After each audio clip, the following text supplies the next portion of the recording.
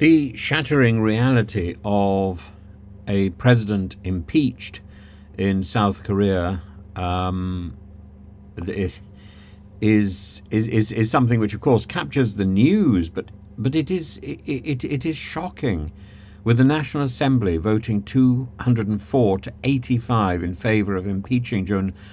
South Korea's democracy is undergoing a critical test, a test of resilience, accountability, the rule of law.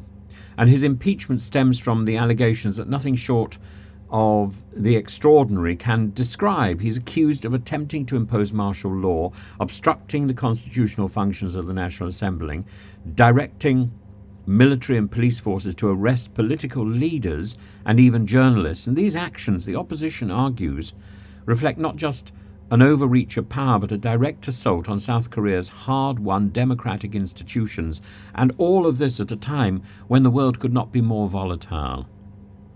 The drama began on December the 3rd, when Jun declared martial law under the pretext of addressing North Korean threats and alleged opposition obfuscation and obstruction.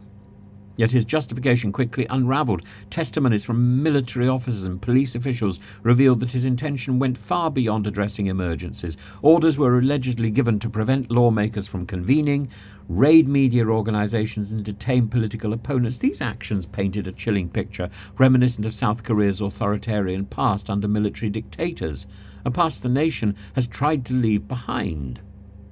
And the National Assembly's response was swift and decisive. Opposition parties, buoyed by public outrage, rallied to impeach the president, marking only the second time in South Korea's history that a sitting president faced such a fate. And the vote underscores the importance of democratic checks and balances, ensuring no leader is above the law. The Prime Minister, Han Duck-soo, now steps into an interim leadership role tasked with stabilising a government in disarray, and his promise of stability contrasts starkly with the chaos that defined Jun's final weeks in office. The path ahead is fraught with uncertainty. The Constitutional Court must now decide whether to uphold the impeachment, a process that could take 6 months. And this saga is not merely a domestic issue, but a case study in democratic resilience. Human Rights Watch aptly highlights that the president's impeachment underscores the vital role of institutions in curbing power and protecting human rights. In a country that has transitioned from military rule to a vibrant democracy, this moment is a reminder of how fragile those freedoms can be. It's a lesson to the world.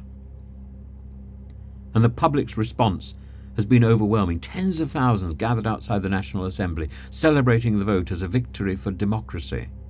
Yet this moment is also a call to action, and many demonstrators see Jun's impeachment as only the beginning, demanding accountability for the broader assault on democratic norms during his tenure. It's worth reflecting on the historical parallels. His impeachment evokes memories of the first female South Korean president who was impeached in 2017, if you remember, with the corruption scandal. In both cases, public mobilization played a crucial role in holding the leaders accountable. Now, Jun's case goes beyond corruption. It attacks the very fabric of the democratic system. It touches on the fundamental principles of government, human rights, the rule of law. And while the president has described his impeachment as a temporary pause and expressed frustration over his efforts,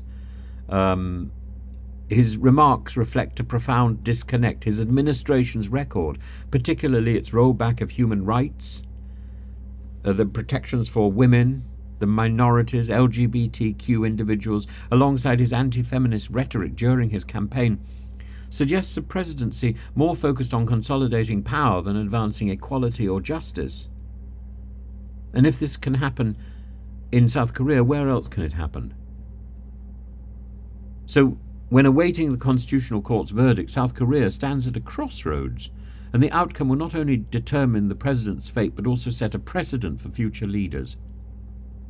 Will this be a moment of reckoning, where democratic institutions prevail, or will it expose vulnerabilities that authoritarian tendencies can exploit? Is this a recipe for the future?